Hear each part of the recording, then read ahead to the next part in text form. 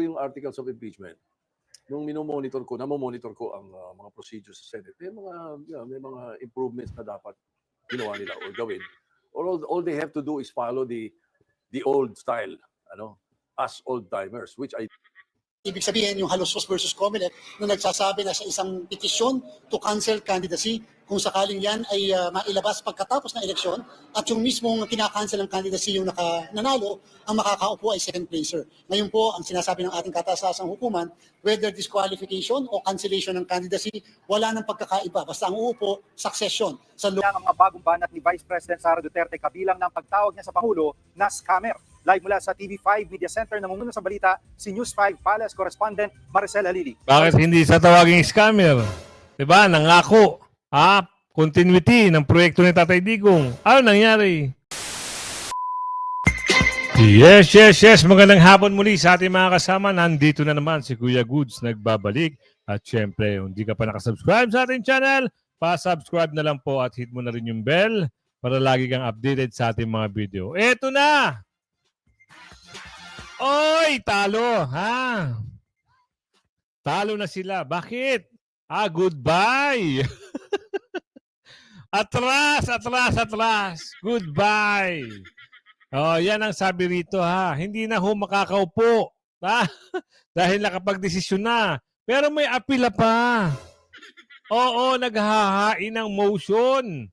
At sabi dito, Comelec pag-iisipang humingi ng linaw. Pag-iisipan lang ngayon? Puti naman.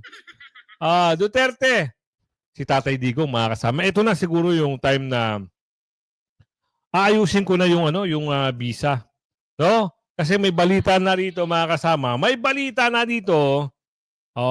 Posibleng sa Australia kapag naaprubahan ang interim release. Wow, talaga naman. Ayusin ko na yung mga kasama. Siguro by next week, no? Kailangan na nating tama. Makapag-apply. Siguro online na lang, no? Pag naaprubahan, yun. At sino kaya, nakalimutan ko na yung nag-comment sa atin na pag halimbawa, okay na, papunta na si Tatay Digong, mag-comment ka lang, Kuya Goods. Oo, comment ka lang at yun. Hindi ho, kahit siguro ganito na lang. Kahit mababang upa na lang, kung malapit lang doon sa area kung saan mag-i-stay si Tatay Digong para nakakaikot din tayo. Murang upa na lang kahit hindi na sa bagay, meron namang kasi mahal kasi yung mahal kasi pag nag-Airbnb ka o kaya sa mga hostel, mahal. Pwede na yung per week na siguro mga $150. $150 Australian dollars, pwede na yun. Kung gusto nyo, tawaran pa. Eto na, simulan na natin ito. At Palacio pumalag na naman. Pumalag saan? So, sinabi ni BP Sara na budol? Totoo naman. Mamaya-maya pagdating sa ating dulo ng video, itong under, pumalag daw. Simulan natin dito. Ano ang mababanggit dito? Talo sa Supreme Court sa botong 942. Pasok. Ibinunyag ng Commission on Elections na maghahain ito ng motion for reconsideration para questionin ang kamakailang landmark ruling ng Supreme Court na epektibong umabandona sa second placer rule sa mga batas sa halalan. Samantala, inanunsyo ni Attorney Israelito Torian na maghahain sila ng isang pinakamagalang na partial motion para sa muling pagsasaalang-alang na naglalayong questionin ang kamakailang landmark na desisyon ng Korte Suprema na kinasasangkutan ni Datu Pax Ali Mangudadato na nag-abandona sa second placer rule. Ibinahagi ni Torian ang nakaraang post ng Batas PH na naglalaman ng dissenting opinion ni Senior Associate Justice Marvet Leonen na may caption na, "We fully agree with Justice Leonen on this issue." Ang nasabing dissenting opinion ay pinaniniwalaan na ang second placer rule ay dapat ilapat sa mga kaso ng bakante sa mga posisyon ng lokal na pamahalaan sa halip na mga patakaran sa succession dahil ang second placer ay mas tumpak na inilarawan bilang first placer kumpara sa succession ng susunod sa linya ng disqualified o unqualified na kandidato. Si Torian ay nagsilbi bilang legal na tagapayo ni Sharifa Akil Mangudadato, ang karibal ni Pax Ali sa pagkagobernador, na naghain ng petisyon upang kanselahin ang COC ni Pax Ali na kalaunan ay ipinagkaloob. Kasunod na hiniling ni Sharifa na siya ay ideklara bilang ang nararapat na nahalal na gobernador, bilang pangalawang pwesto batay sa bilang ng mga boto. Ayon kasi kay Justice Leonen from Senior Associate Justice Marvick Leonen, I disagree that Pax Ali should be replaced by the elected Vice Governor. Nako, I nako, maintain nako. that the position should go to the duly elected candidate who, first, is eligible for the position, and second, obtained the highest number of votes. Where the candidate with the most votes was ineligible from the beginning, only the qualified candidates are considered for the position. Marami kasing na-disqualified, mga kasama. Maski yung taga Mindanao na hindi ko, Manguda dati, merong mensahe. May mensahe rin siya. Ito, pakinggan natin ha, bago natin ituloy. May mensahe siya. Nasaan na ba yun? Ito. Ito ha, pamensahe niya yan. 2,000. Ha? Ang sumobra. Wala nang bata, pinaregister. Wala nang patay, pinarehistro. Saan ba galing yan? Anong so reaction? ito, address ito kay Chairman George Erwin Garcia. No. Meron ding mensahe patungkol dito kay Milik Chair. Diba? Ang ganda pala ng pangalan. No? May Erwin pa. George Erwin. Oh. Ngayon, ang dami lumalabas na issue patungkol dito sa mama. Mindanao, Maynila, Cavite, at marami pang iba. Ngayon, kung may problema sa disqualification, dapat, una pa lang, dinisqualify nyo na. Hindi nyo na pinaabot na maluklok ang tao. Tapos, i-disqualify nyo lang. Anak ng bugi. Hindi ba pwede? Kaya nagrereklamo ngayon, ito mga nababanggit. Ang masaklap dito, meron pang money involved, sabi ni Aling Ledesma. Problema yan. Isang malaking problema yan. Kasi pag yan ay naghabol, sigurado, may pagkakalagyan. Naku, ayun na. Sino rin qualified at eligible? Alamin natin yan. Tuloy natin to. The candidate who obtained the highest number of votes is the true winner. This Tama. is why the position must necessarily go to the second placer. Though they obtained the second highest number of votes in relation to the unqualified or disqualified candidate, the second placer is more accurately described as the first placer among the qualified candidates. The court must be mindful that the person who ran and won for vice governor was elected as vice governor, not governor. Thus, to keep the intent of the electorate, the legitimacy of the other votes cast in the election of governor should still be upheld. Ayon naman kay Associate Justice Joseph Lopez if the first qualified placer is disregarded and succession rules found in the LGC are applied, the election contest for the specific electoral position is, in effect, disregarded and tossed to the side. Elevating the next person in the line of succession, a person who ran for a different office would disregard the specific choices voters made for a specific office, for the governorship in the present case. Applying the first qualified placer rule more directly reflects the voters' intent for that office as it considers the election contest as valid and existing. It considers the voice of the electorate in choosing among the qualified and eligible candidates, upholding its legitimacy. It gives effect to the votes cast on election day. On the other hand, the application of succession rules would tend to delegitimize the votes cast for the specific position as it would no longer even consider counting the valid votes cast for the governorship contest. Pero ang lalabas dito, mga kasama, nakapagdesisyon na ang korte. Hindi pwede ang second placer. Walang ganun. Hindi pwede yung ganun. Meron na naman sumasawsaw sa Senado. Kayo na bahalang humusga. Ang sabi rito, ang title Slum Senate Chaos vows to restore order in comeback bid long take.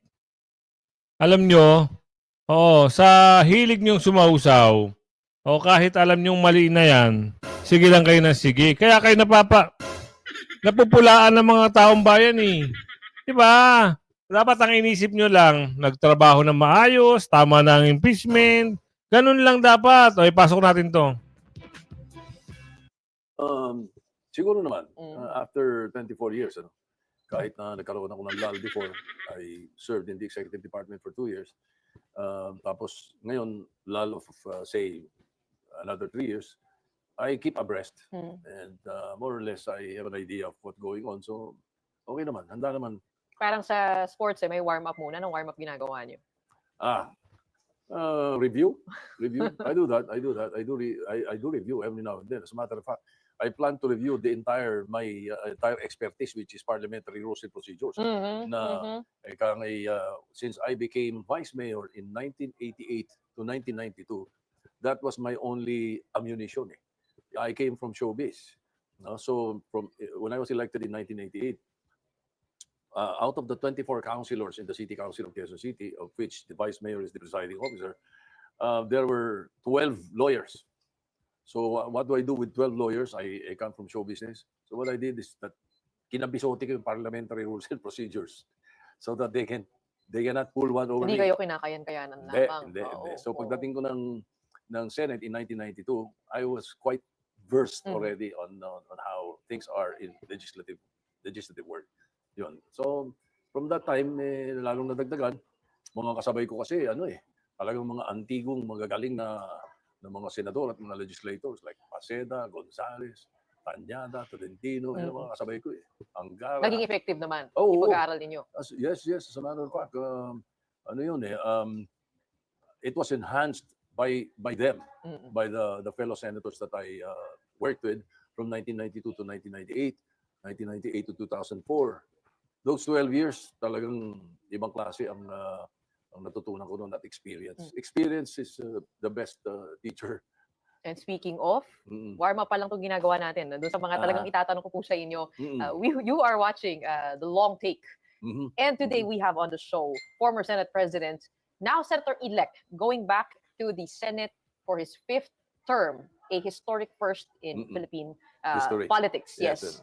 Kasama po natin ngayon si Tito Soto, Senator Tito Soto. Kayo po ay babalik. Alam po natin ang daming kaganapan. 19th Congress pa lang. And it is wrapping up in this manner. I mean, you on the sidelines, what are you thinking of what's happening at the Senate? Ang daming interpretations ng parliamentary procedures Mm-mm. here and there at ang daming katanungan. Mm. Everybody's confused. Given your experience, ano pong palagay po ninyo sa mga nangyayari? Tama ba ang nangyayari sa Senado ngayon? Hindi. I'm quite disappointed because there were procedures that were not followed as early as February when the articles of impeachment was transmitted to the Senate. No? But before that, Sino ang may kasalanan? Alam nga naman may kasalanan yung lahat ng mga senador. Sino ang may kasalanan? Ang may kasalanan, sinasabi niya, ay yung makakatunggali niya sa pagka-Senate President. Yun ang sinasabi ni Aling Ledesma. Pero, hindi niya alam, merong kampanyahan ng panahon na yun. Busy ang mga senador, busy ang mga tao. Busy rin siya. Ngayon, may kasalanan, disappoint pa? Disappoint daw siya. Ano mangyayari? Tuloy. bago yung articles of impeachment, nung namomonitor ko ang mga procedures sa Senate, may mga improvements na dapat ginawa nila or gawin. Or all they have to do is follow the old style, as old timers, which I did. I served 9 Senate presidents. Wow! Buhat pa ng bangko. Wag na nga natin isama ito. Puro pagbubuhat na lang ang sasabihin dito. Alam nyo naman, mga kasama. Alam nyo na siya talaga ay tatakbo sa pagka-Senate President. Kaya kailangan niyang buhatin. Di ba? Ito, Comelec, pag-isipang humingi ng linaw sa Supreme Court kaugnay sa second placer. Hindi matanggap? Anong linaw pa ba ang sasabihin at hihingin? Tanong natin dito, baka mapagbigyan tayo ng sagot. Aaralan na ng COMELEC ang posibilidad na humingi ng paglilinaw sa Korte Suprema kaugnay ng bagong desisyon nito na hindi maaaring palitan ng natalong kandidato ang nanalong opisyal na nadiskwalipika. Ayon sa COMELEC, Teka lang Sino ba kasi ang nanalo? Ang nanalo ay si Uy. So ngayon, ang sabi kasi nito, hindi raw national born o hindi Pilipino ito si Uy. Eh sino ba yung natalo? Di ba talo yung bata nyo? Ngayon sasabihin nyo nanalo yung bata nyo at hindi pwedeng umupo ang second placer na nanalo. Hindi nga nanalo eh. Ang labo naman nun. Kahit sang angulo mo tignan, lamang ng 1,000. Si Uy kesa dito kay atras. Paano nanalo? Hindi nanalo ang bata nyo. Ulitin natin hindi nanalo ang manok nyo. Dinisqualify nyo itong si Uy para umupo ang manok nyo. Eh, hindi pwede. Kinatiga na nga Supreme Court. Ano nangyari? Nga. Iyak. Naku, baka bawiin yung pera, sabi Aling Ledesma. Malaki ang magiging epekto nito sa mga kasong hawak nila ngayon. Naritong balita ni Margot Gonzales. Sa 37 pahinang desisyon ng Korte Suprema sa kasong Dato Pax Ali Mangudadato versus Comelec, iginit ang kataas-asang hukuman na hindi maaring Ayun pala yung kanina. Ito pala yung kaya pala may mensahe si Sir Toto o Mangudadato. Meron naman pala yan, no? For co-warranto in the HOR Electoral Tribunal. Tuloy. maupo sa posisyon ang natalong kandidato kahit ma-disqualify ang makansela ang Certificate of Candidacy ng nalo. Sa halip, dapat ang kapalit ay manggaling sa proseso ng succession. Nilinaw ng SC na walang umiiral na batas na nagbibigay karapatan sa second placer para maupo bilang opisyal sa lokal na posisyon. Dahil dito gusto ng Comelec na humingi ng paglilinaw sa SC dahil mabigat umano ang implikasyong dala ng bagong doktrina. Taka lang ha. Hihingi kayo ng paglilinaw. Hindi nga kami nakakarinig sa inyo ng paglilinaw. Pilipino naman si Congressman Uy. Bakit nyo disqualified? Yun muna ang linawin nyo bago kayo humingi sa Supreme Court ng inyong paglilinaw patungkol sa second placer. Kasi hindi naman talaga second placer dapat ang tawag dyan eh. Dapat dyan talo. Di ba? Talo. Walang ganun. Tapos ngayon, paglilinaw ang hihingin nyo. Sagutin nyo muna, boss, amo, manager, linawin nyo muna sa taong bayan kung saan nyo kinuha yung desisyon nyo na hindi Pilipino ito si Congressman Uy. Sige nga.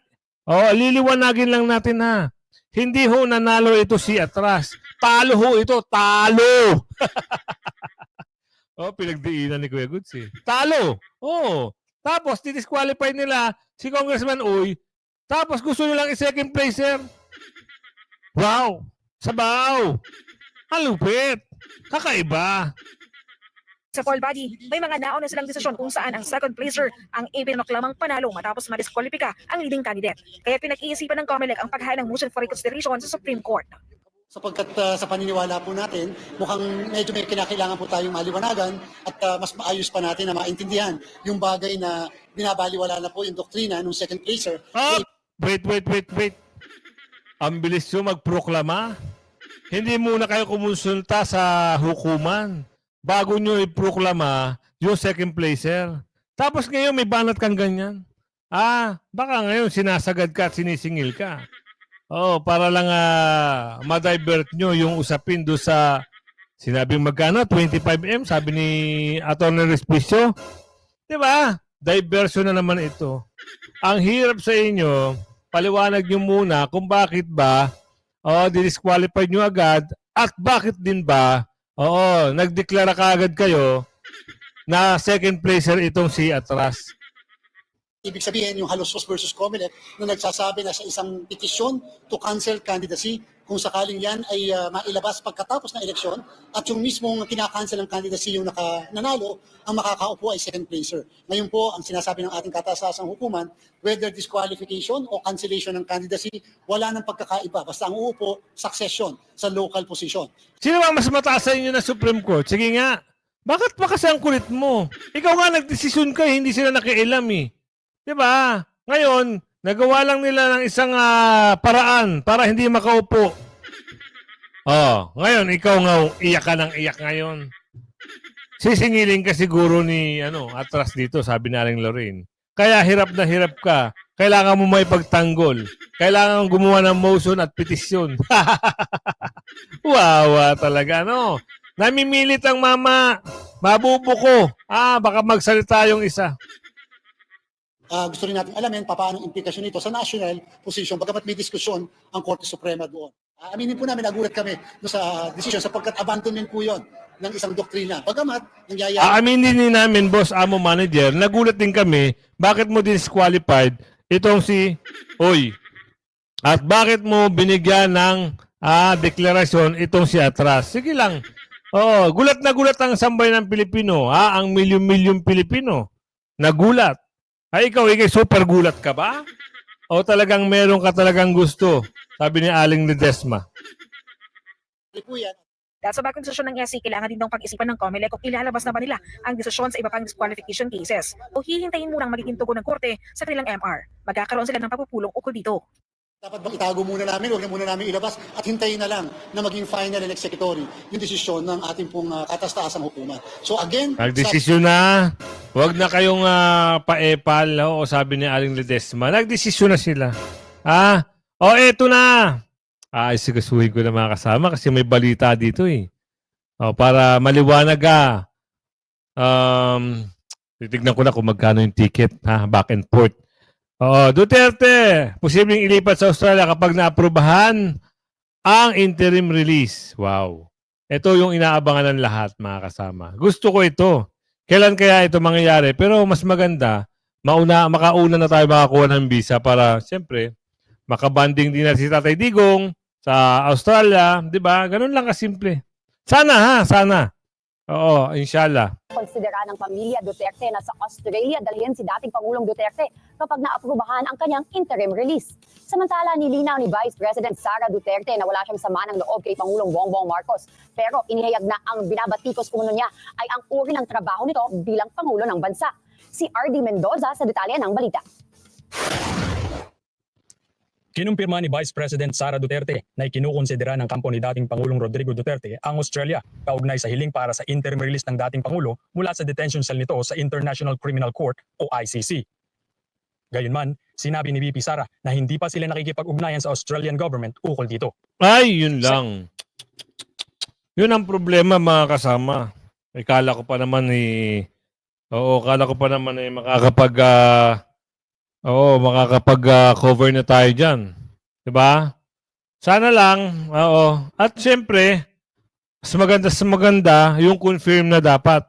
Yun ang inaabangan ko para maayos ko na to tuloy. Sa interview sa Australia kung saan dinaluhan nito ang pre-Duterte rally, sinabi ni VP Sara na may ibang bansa pa ang handang tanggapin sa kanilang bansa ang dating Pangulo, ngunit hindi na pinangalanan ng mga ito. Yun. I am here because of number one, the ICC, the International Criminal Court, and the case of former President Rodrigo Duterte.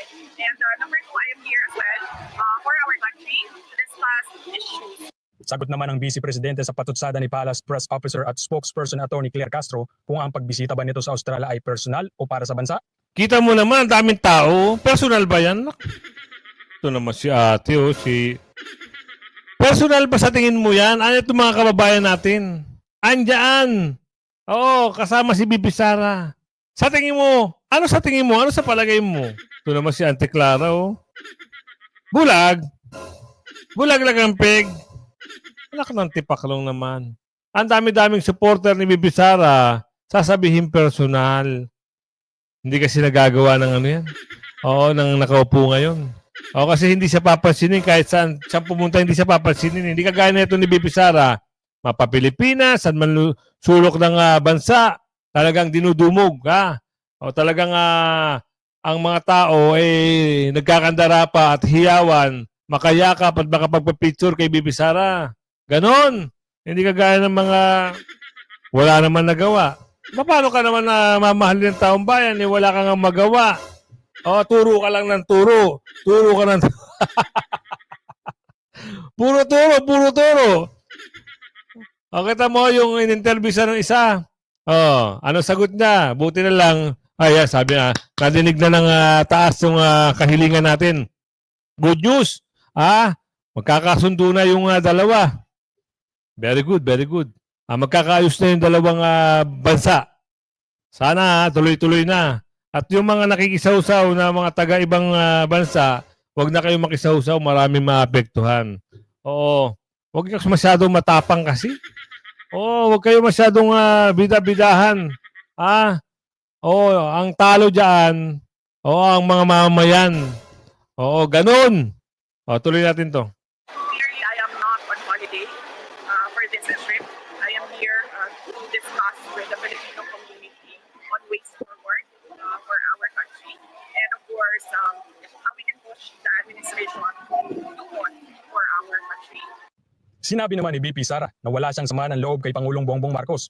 Ngunit ang binabatikos umano niya ay ang uri ng trabaho nito bilang Pangulo. Tugon yan ni VP Sara sa pahayag ni BBM na nakatuon siya sa pangangailangan ng mamamayan sa halip na sa impeachment ng Vice Presidente. Well, good for him, and we hope to see some sort of truth to his statements that he is focusing on helping our fellow Filipinos and doing something for the country. Unfortunately, if you talk to the ordinary citizens and the Filipino community abroad, you don't see anything at all. Tiniyak naman ni VP Sara na sasagutin ang mga inihaing reklamo sa kanya sa ombudsman at handa na rin ang kanyang mga abogado ukol dito.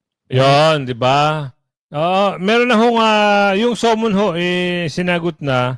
Meron na hong sagot ang kampo ni Bibi Sara kahapon na ata o nung isang araw, hindi ako nagkakamali, no? At sasabihin nila natatakot sa trial si Bibi Sara, sabi ni Saba Queen. Ano natatakot handang-handa na nga sagutin. Kayo ang natatakot. Nakita nyo na nagsalita si Ombudsman Martires Oo, nangangatal na kayo. Diba? Ito, Palasyo, Pumalag. Bakit daw? Sinabihan daw na budol. Hindi ba mabudol naman talaga? Bakit ba talaga kayo wala kayong mabanggit na maganda? Sige, mag-isa-isa kayo. Tanungin nyo ang ating kababayan. Nabudol ba kayo? Ang sagot nila, oo. Mag-survey kayo. Ang sagot nila, oo. Tapos, kayo papalag kayo. Hindi kayo naniniwalang budol. Ikaw, bahala dyan. Sagot na Malacanang ang mga bagong banat ni Vice President Sara Duterte kabilang ng pagtawag niya sa Pangulo na scammer. Live mula sa TV5 Media Center, namumuna sa balita si News 5 Palace correspondent Maricel Halili. Bakit hindi sa tawaging scammer? Diba? Nangako. Continuity ng proyekto ni Tatay Digong. Ano nangyari? Hindi ba pang-i-scam yun? Anong nangyari sa Reserve Gold? Reserve Gold. Nangyari? Naubos. Hindi pa pang-i-scam yun. Sabi ni Aling Lorraine. Ano nangyari? Confidential fund. Sasabihin nyo, confidential fund ni Bibi Sara, binudol niya. Mas malaki pa confidential fund nyo. Nangyari? At ito pa. Flood control. Ilang bilyon? Asan ang project? Asan yung flood control na sinasabi na 5,500 pieces? Wala makita. Baka na-wash out na ng bagyo. Ano pa yon? Di ba? Marami pa mga bagay-bagay. Bakit sasabihin nyo na hindi budol? Budol nga. Mantakin nyo, di ba? Ano sabi? Unity team, unity team, unity team. Wala pang isang taon, lumabas ang tunay na kulay. Di ba? Eto na lang, bibigyan ko na kayo ng isang sitwasyon. Nakikiusap kayo sa mga ibang presidente, yung tatay nyo, maging maayos. Walang gusto. Si Tatay Digong lang ang pumayag. Ganyan pa ginawa nyo. Hindi ba budol yun? Sel, anong sagot dito ng palasyo? Gigi inalmahan yan ng Malacanang. Dahil bukod dyan sa pagtatawag kay Pangulong Bongbong Marcos na budol ni Vice President Sara Duterte, kinwestiyon din ni VP Sara kung bakit umabot ng 16 trillion pesos ang utang ng Pilipinas. Gayong wala naman daw nararamdaman ng taong bayan na anumang proyekto. Pero ang sagot dyan ni Palace Press Officer... Totoo naman! Kaya nga tinatanong natin na saan ang big ticket project. Saan? Yung sariling akin. Yung sariling kanya. Meron ka bang nakikita? Yun ngang subway na lang Hanggang ngayon. Ewan ko lang kung nabigyan ng magandang pondo. At yung railway project sa Mindanao, ano nangyari? Alaws pondo. Di ba budol? Ang tanong, asan ang pera? Bakit hindi makita? Walang nakakaalam kung saan napunta napakaraming pondo.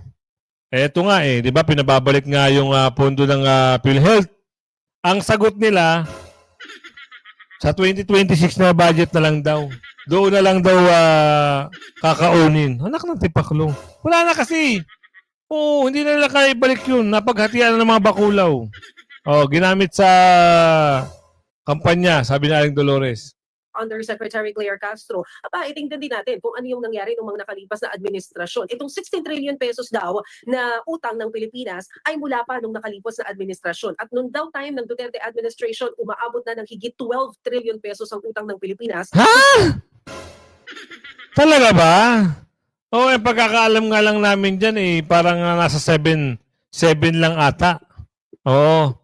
Tsaka ito, bibigyan ko kayo ng isang magandang paliwanag dyan. Yung panahon ni Tatay Digong, nagsama-sama ang problema. Andyan yung pandemic. Pero hindi nawala ang proyekto. Andyan pa rin ang proyekto. At hindi na uubos ang mga pondo kung saan-saan ahensya. Walang gantong sitwasyon. Diba? Mantakin nyo talaga naman. Ngayon, mabalit kaliwat kanan, umaangal yung mga senior, nasan daw yung pensyon, yung PhilHealth, nasan yung pondo, ganun ba? Ganun kasimple. Kung umabot ka sa video natin ito, shoutout sa'yo ng bonggang-bongga, saan ka man nandun. Like and share ang video, hanggang sa muli, bye-bye!